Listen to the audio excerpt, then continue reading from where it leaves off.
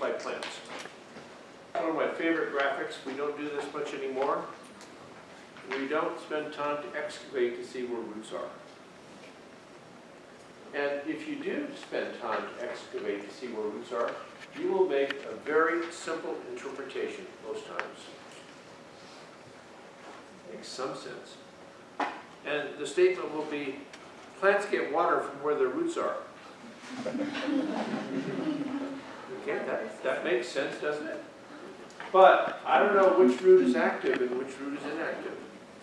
And you're going to tell me that they're all active, and I'm going to say, hold on a second, soldier. That might not actually be correct. Because we need to recognize a couple of things. If water uptake and if nutrient uptake involves some active process, either through an aquaporin or an ion channel, we could ask the first question.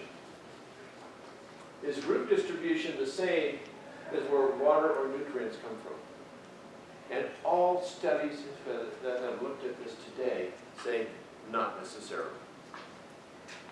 Plants can in fact take water up from one depth and take nutrients up from another depth. The rate of water uptake is not the same as the rate of nutrient uptake. They're independent. And you should say, duh, Jim.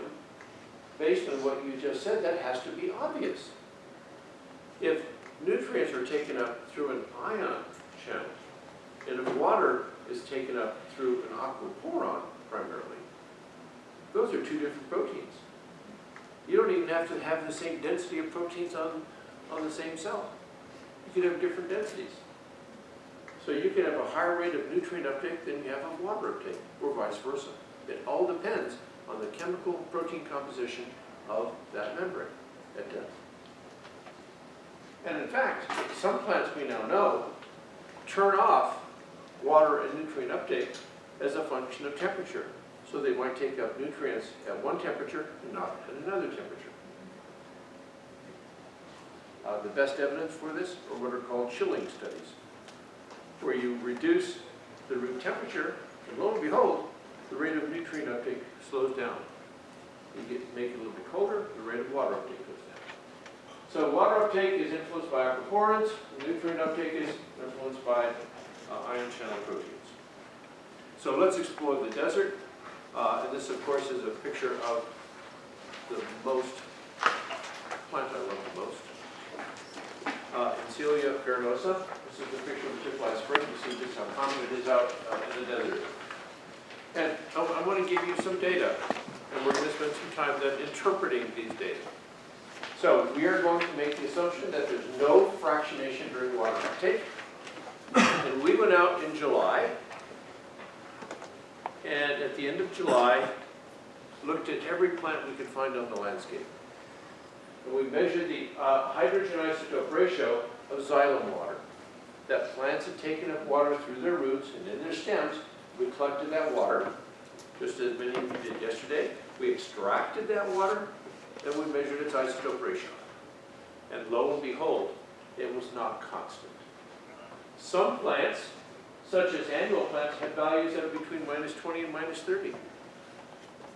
Some herbaceous perennials, things that are not woody, but come back every year, had values between -20 and -40.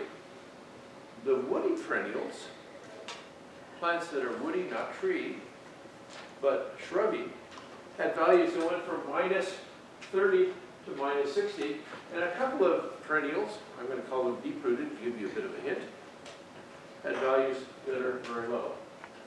Now I can tell you that the isotopic composition of the rain event was -25.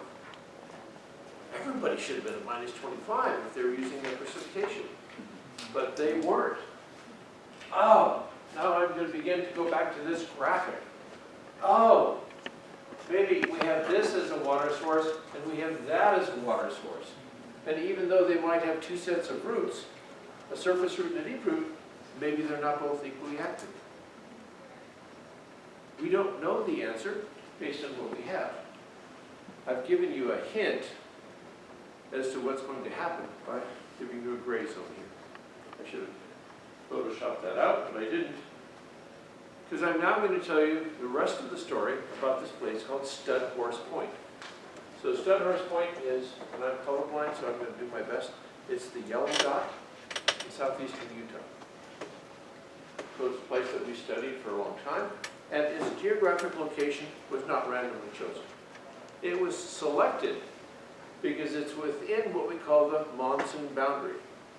So in our part of the world, we get winter storms that either come from off the Gulf of Alaska or as far south as just north of the Hawaiian Islands.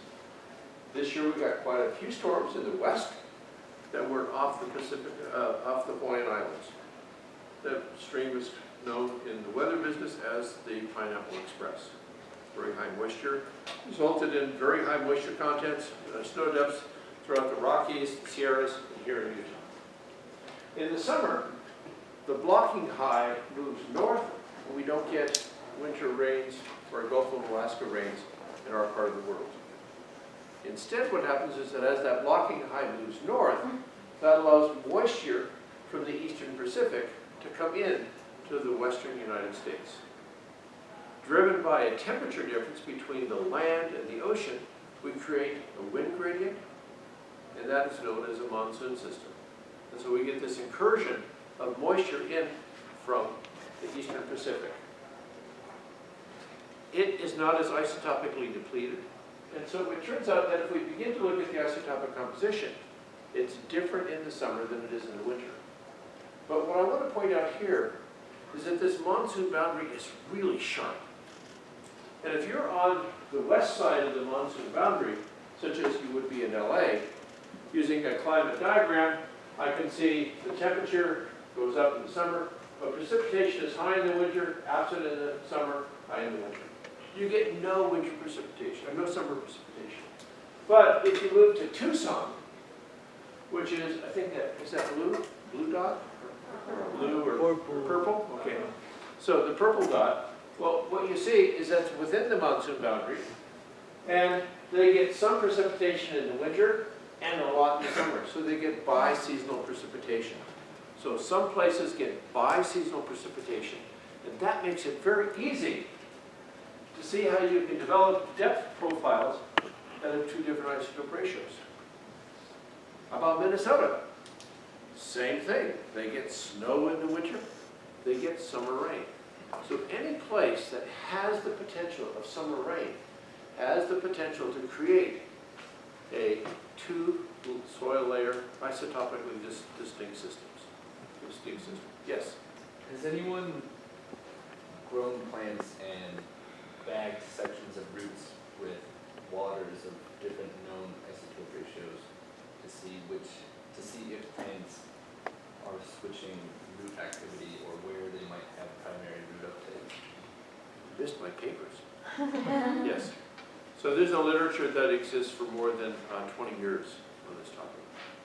And often that's done by injecting water into depth or adding precipitation that is isotopically labeled. And you simply get water that has more deuterium or more oxygen 18. What do we see? You see that some roots get turned on and some roots get turned off.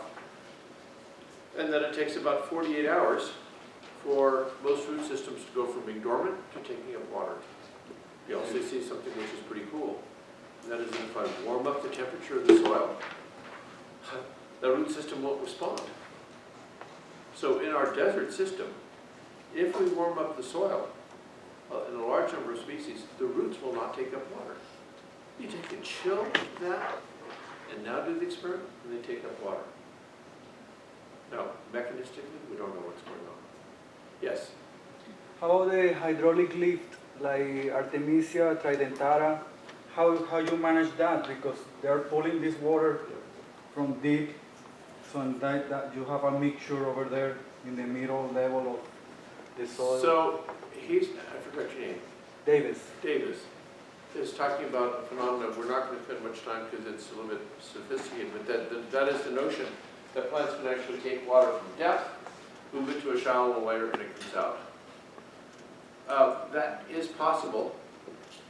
But it turns out that the amount that we see in our systems is so small that it doesn't affect the bulk soil moisture. It might affect the soil moisture immediately around roots. And so competitors that are going to use that, that are going to pirate that hydraulically lift water, have to root systems that are close to each other. There's no evidence of hydraulic lift in these systems here, although it will exist in some systems.